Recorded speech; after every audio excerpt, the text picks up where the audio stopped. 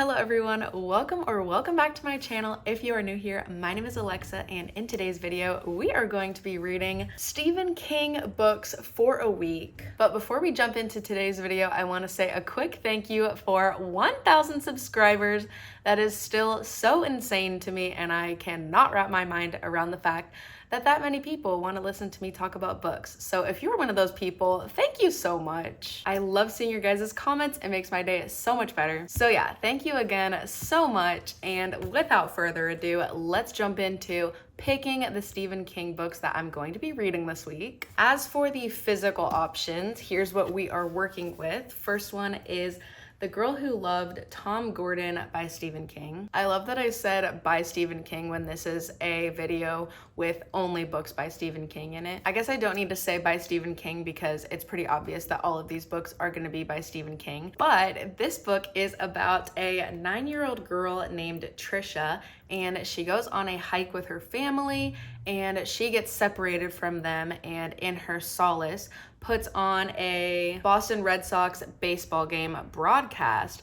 And when the lines of reality begin to blur, she thinks that Tom Gordon is in the forest with her. And yeah, some reviews on the back are saying that this is frightening, suspenseful, and immersive. So this is our first option. I feel like Stephen King books are always so long, but this one is only 306 pages. The next book I have is Pet Sematary, and this one is about a man who moves into a new house and encounters a cemetery full of pets. And when he enters the borders of the graveyard, he finds nightmarish, blood-chilling horrors. And the back of the book says, "Sometimes dead is better," which I think is like the tagline for this story and the movie as well. The next book I have is Fairy Tale, and this one is about a high school student who finds a shed that he is led to by this dog. And inside of this shed is a portal to a mysterious world. That's pretty much all I know about this one. The description is pretty vague, but I know that the book isn't vague because it's almost 600 pages. Next, we have Billy Summers, and this one is basically, I believe, about a hitman, and he tries to only kill actually bad or evil people, and he wants to take one last assignment and be done with this job. But when he takes his last assignment, everything goes wrong. And last but not least, I have the audiobook of Holly. I believe this character appears in other books, but this is like a book where she is the main character, but it can be read as a standalone, according to my research. So I believe this one is about a private detective named Holly, and there is a missing person case that she ends up taking. I guess basically against all odds, she ends up working on this specific case. And it says that Holly must summon all her formidable talents to outthink and outmaneuver the shockingly twisted professors in this chilling new masterwork from Stephen King. Okay, so those are the 5 options that we are working with today. I think with everything I have going on this week, I will have time to read 2 books. So we're gonna pick 2. Since it's almost Halloween, I'm definitely wanting spooky vibes from the books that I pick. From what I've heard, Fairy Tale is not really a scary book of Stephen King's, so I think I'm gonna count this one out. And kind of within that same process of elimination, this one sounds more like a thriller action book. It doesn't really sound that scary, so I think I'm gonna count this one out too. So that leaves us with Holly, Pet Sematary, and The Girl Who Loved Tom Gordon. From what I've seen online, people say that this is one of Stephen King's best books and also one of his scariest books. So I think I'm going to pick this as my first Stephen King book. And for the second book, I'm picking between Holly and The Girl Who Loved Tom Gordon. With both of these, we're kind of going in the missing girl direction. I feel like I am leaning more towards Holly than The Girl Who Loved Tom Gordon. Only because I feel like, number one, I've never seen anybody talk about this book, so it makes me a little bit apprehensive to read it just because it's like Stephen King is such a popular author, and I feel like his really good books are talked about a lot and hyped up a lot, and for a good reason. I mean, maybe this one is good. I've just never seen anyone say it's good, so in my head, I'm like, maybe it's not good. And my second reason is that this one is on audiobook, so I will have both a physical book to read and an audiobook to read. So I feel like that gives us some good variety for the week, and I feel like sometimes thriller mysteries and horror books can be scarier when they are on audio, and I'm looking for a good scare. So we're gonna read Holly and Pet Sematary by Stephen King this week. So we are starting out this reading vlog on Monday, and I'm going to a pumpkin patch and dinner later today, so I don't really think I'm gonna have much time to get started on these books today, but I wanted to go ahead and get started by picking the books with you guys today. So we will check in tomorrow when I have started one, if not both of these. So yeah, I'll see you guys tomorrow. Happy Tuesday. It is time for a slight update. So like I said yesterday, I am listening to the audiobook Holly, and I have listened to about 20% of it so far. So my first update is that if you do not like reading about COVID, I would definitely skip over this book because it takes place in 2021 and it's pretty much supposed to be like the real world setting. So yeah, if you're kind of over that, this may not be the book for you. But as for where we're at in the book, we have met Holly and kind of learned a little bit about her life, and she is taking on a missing person case for somebody named Bonnie. And we keep getting like flashbacks to this couple named, I believe, Emily and Rodney. And they have been kidnapping people and keeping them in their basement. And it's a little bit ambiguous, but I think the gist is that they are using these unalived bodies of the people that they kidnap for like home wellness remedies, because it's like an older couple, so they are like eating like liver sorbet and making like lotions out of like dismembered body parts. While this book isn't necessarily scary yet, and I don't really know if it's going to get scary, but it is a little bit unsettling. So yeah, that's pretty much where we are at with Holly. As for the book as a whole, I feel like we're getting way too many details in this book. I think it's around 500 pages, and a lot of the things that I have been listening to, I'm like, do we really need to know that to further the plot of the story? I'm trying to think of an example and I can't really remember one, but I feel like some things are just a little bit too descriptive. Like, I don't know, maybe these things will come back later in the story and prove themselves to be relevant, but for the time being, it just feels a little bit wordy in my opinion. But we are only at 20% in, so we are going to give this book the benefit of the doubt. But with all that being said, I want to get started on Pet Sematary, so I'm going to sit down in this super cozy chair and begin reading Pet Sematary. It's getting kind of dark outside, so I'm a little bit scared to be reading this at night, but it'll probably be fine, right? Okay, in the introduction it says, "When I am asked, as frequently as I am, what I consider to be the most frightening book I've ever written, the answer I give comes easily and with no hesitation: Pet Sematary."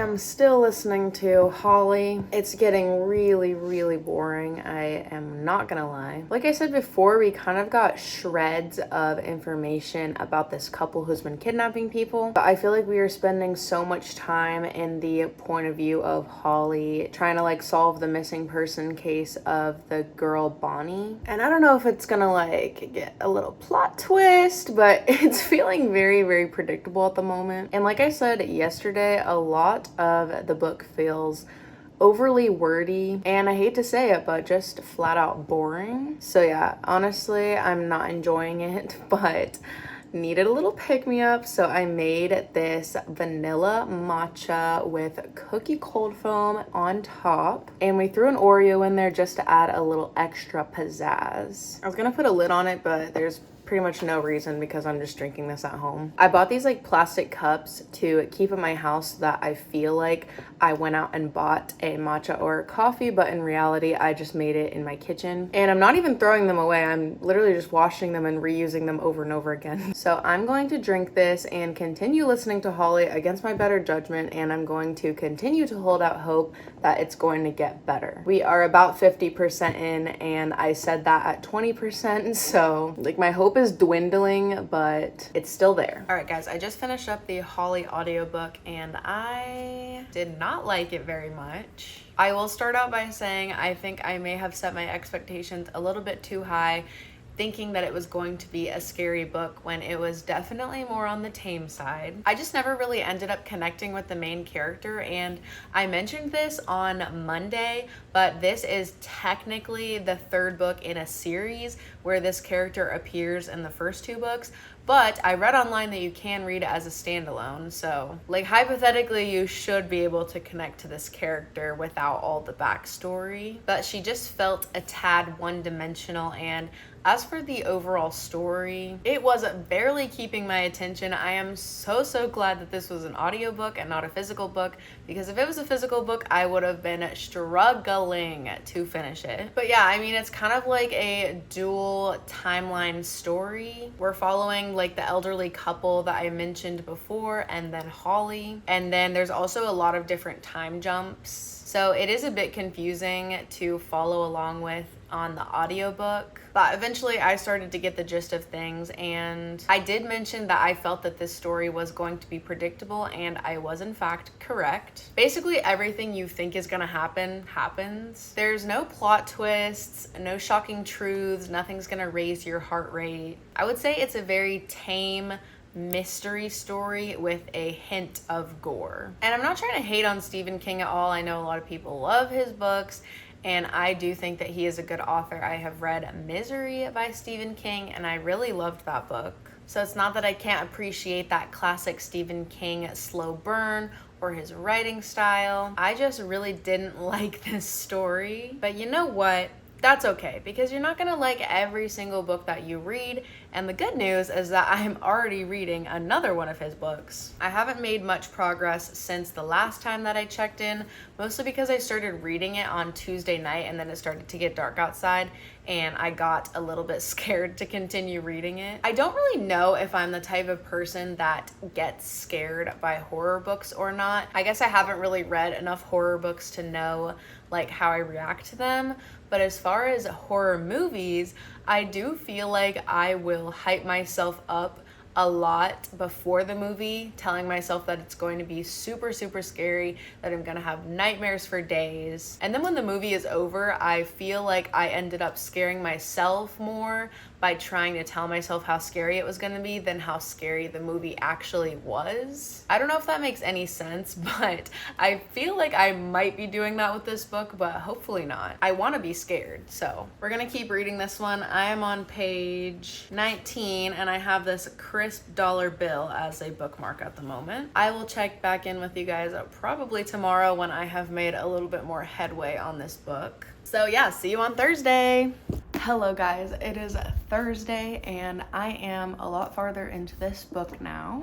I think I just got to part 2, the Micmac Burying Ground. Yeah, so I did have to ban myself from reading this at night. Not because it's necessarily scary, but I feel like a lot of the times when I see something right before bed, that thing tends to be incorporated into my dreams that night. And so I didn't want to like read this before bed and then have like super creepy dreams about it. So yeah, we're reading it strictly in the daytime, but it's honestly not that scary yet. I just don't want to potentially subject myself to nightmares if I don't have to. But yeah, we pretty much have this family. The main character is Lewis, the wife is Rachel, and then they have 2 kids. Their names are Ellie and Gage. And then they have a cat named Church. And then they also have a neighbor couple named Judd and Norma. That's pretty much all the characters up to this point.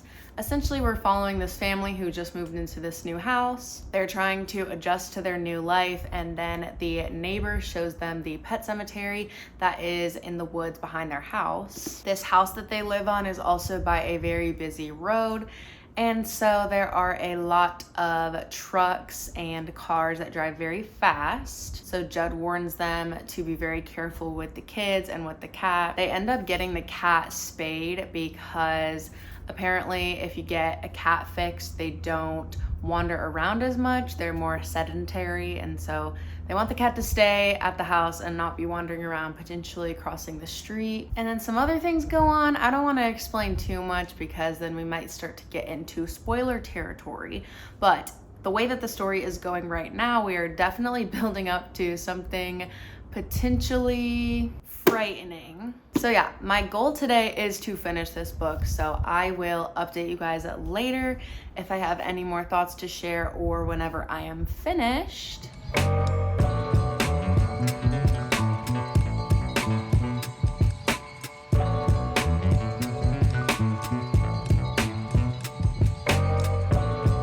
I feel like this book has that classic Stephen King slow burn that I was very much missing in Holly. That book wasn't even like slow burn, it was just slow agony. I like the pacing of this book a lot better, even though it is still starting out on the slower side. It definitely picks up when it needs to. I feel like compared to what I'm used to reading, I really have to trust the process and just believe that the plot is going to get where it needs to go when it needs to. But I feel like when it comes to Stephen King books, they're definitely scary and creepy, but not necessarily in a jump scare type of way, if that makes sense. It's more like something that slowly creeps under your skin until you're like kind of cringing while you're reading it, and I feel like that has a more powerful and compelling effect versus like a jump scare or something like that. All right, we are on the epilogue.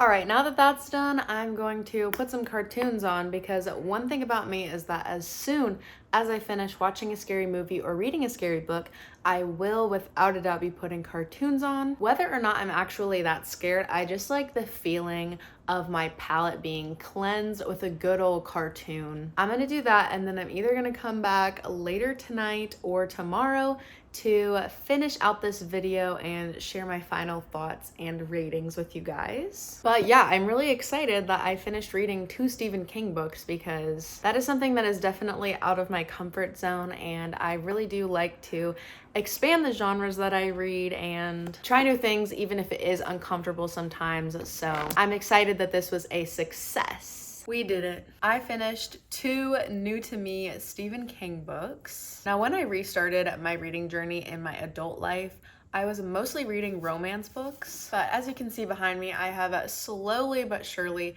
been trying to expand the genres that I do read. We got a little fantasy here and there. Sometimes we throw in some general fiction. Occasionally we have a mystery or a thriller. Of course, reading some YA here and there, and so on and so forth. And I feel like my primary genre was romance. So we're really working on broadening our horizons, and that was the goal of this video. So overall, I would call it a success, but I don't think that I ended up sharing my final ratings on these books. So that's what we're gonna do right now. As you probably already saw earlier in this video, I read Holly, and I think I ended up landing on a 2-star rating for this book. I think overall, I still enjoyed Stephen King's writing style within this book, but the overall voice of the book was very redundant. There wasn't really any suspense, and there also weren't any twists or turns in my opinion. So overall, this book just felt very, very bland. So yeah, but this is one of Stephen King's newer books. I believe it came out in 2021. Whoa, this came out in 2023. I didn't realize it was that new, but yeah. And as for Pet Sematary, this book came out in 1983, I believe. I mean, obviously this specific one was printed quite recently, but originally published in 1983. And I know that a lot of people talk about old Stephen King versus new Stephen King, and I feel like I really haven't read enough of his books to be able to make any kind of comparison like that. But I've read Misery, which is one of his older books. Is it one of his older books? The book Misery, which I have also read by Stephen King, came out in 1987. For my personal taste, I enjoy Stephen King's older books better. But to be honest, there are a lot more of his books that I want to get to, and so who knows if my mind will change or not. As for this book, I really don't know what to say about it. I think the rating that I feel in my heart is 4 stars, but I really can't explain why, especially because I feel like the less you know going into this book, the better it is. So I really don't want to say anything about this because I feel like if you're wanting to read it, you really should just go in as blind as possible. He says that it is his scariest book, and I have only read 3 of his books, like I already said, so I can't really say whether or not this is his scariest book. But of the 3 that I have read, yeah, I would say this one is the scariest. Misery is more like suspenseful, anxiety-inducing anticipation, like that type of vibe. This one is more like eerie and genuinely spooky, like the type of spooky where you read it and you are spooked to your core. So yeah, like I said, I think this one is a 4-star for me, and I would love to read more Stephen King books in the future. So if you guys have any favorites, please leave them down in the comments below so that I know which ones to get to next. But that is going to be all for today's video. I hope you enjoyed reading some Stephen King books with me as a formerly romance-only reader. But for now, that is all. Thank you guys so much for watching this video. If you liked it, make sure to give it a thumbs up and leave a comment down below letting me know anything you want to let me know. Also, feel free to follow me on Instagram and make sure that you are subscribed so that you can see more videos from me in the future. But for now, that is all, and I'll see you guys in my next video. Bye. Probably. And you can see my dirty laundry. I always have to fact check myself just to make sure that I'm not talking nonsense.